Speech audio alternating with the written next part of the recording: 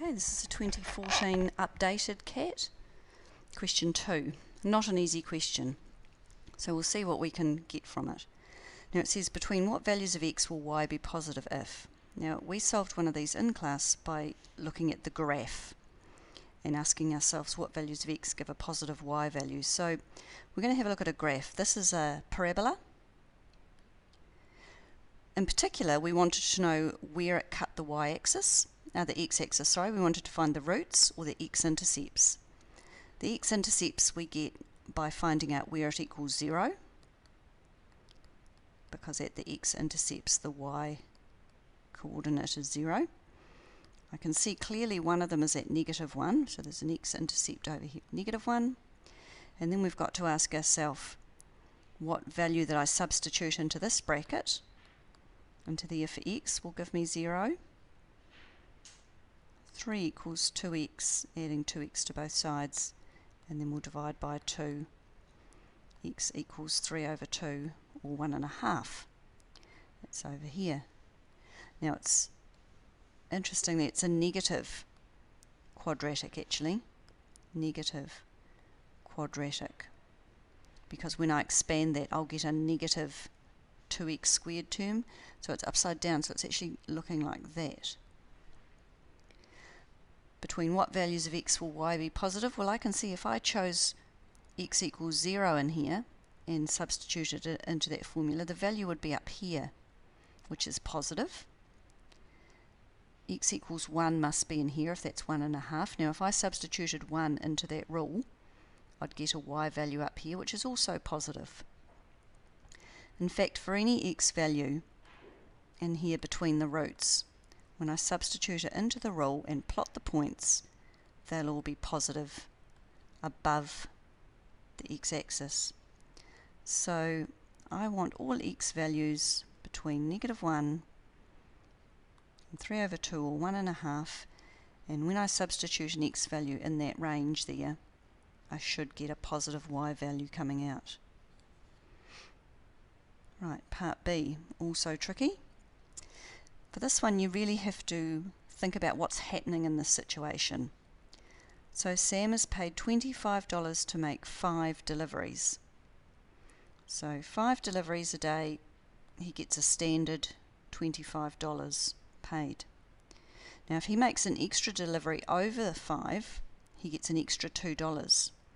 So each extra delivery is another $2.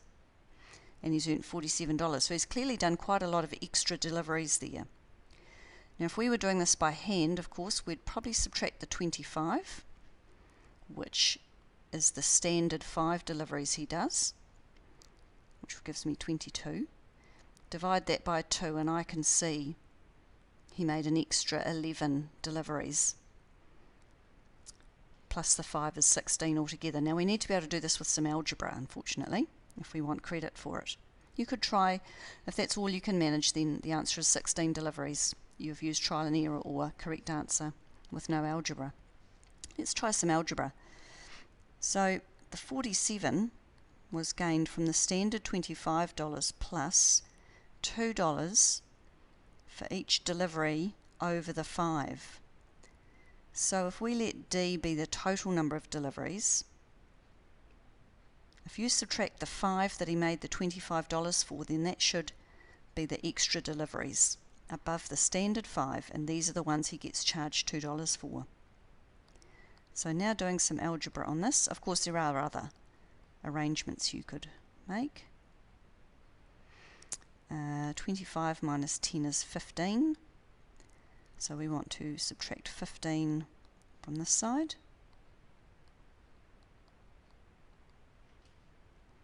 And solving this, dividing by 2, I get D equals 16 deliveries in total, which is what we suspected. So the 5 standard ones that he got the bulk $25 for, $2 for each extra one. Right, Emma tells her friend, so there's Emma and there's the younger sister. Emma tells her friend that her height, we'll call that x, is at least as much as her younger sister's plus a quarter as much again. So If this is the sister's height plus a quarter of the sister's height, then Emma is the same as that or more than that, because it says at least. So Emma's height is at least that or more than that. So implied in this question is an inequality. Emma is either at least as much as her sister plus a quarter of her sister again, so 1 1/4 times her sister, or she could be more than that. Now the sister's height is 96, so x is going to be greater than or equal to 96 plus a quarter of 96.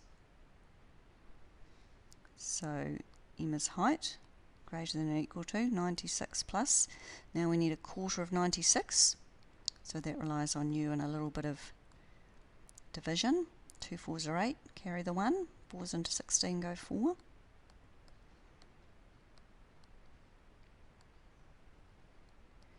$120 when you add that up.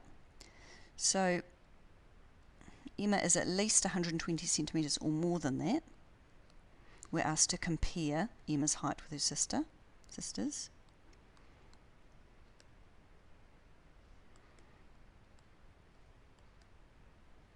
Now how does that compare with the sister? The sister was 96. So the difference between 96 and 120 is the extra 24. So Emma is at least 24 centimetres taller than her sister. And obviously we've compared them. We've worked out Emma's height and we've compared them as well. Right, an n-sided polygon has that many diagonals. How many sides has the polygon if there are 20 diagonals? So clearly we're asked to solve an equation here. Now there's lots of ways to write this. It would be quite helpful if we understood that this was n times n minus 3 all over 2 equals 20. Just helps with the solving. I can see that this is n minus 3 over 1. So on the top line I'll have n times n minus 3, and on the denominator 2 times 1 is 2. Now doing some cross multiplying,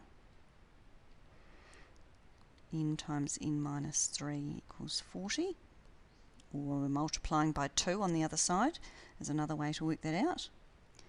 I could see we could do some expanding. It's another good skill, and we might subtract the 40 as well.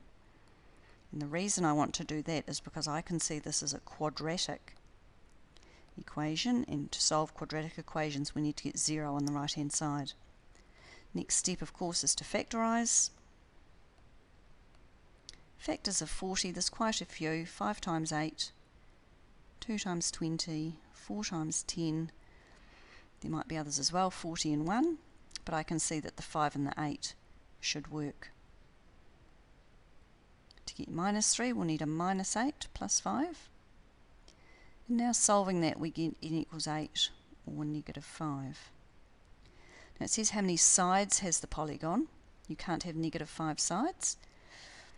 We need to write that down. So n equals 8 sides.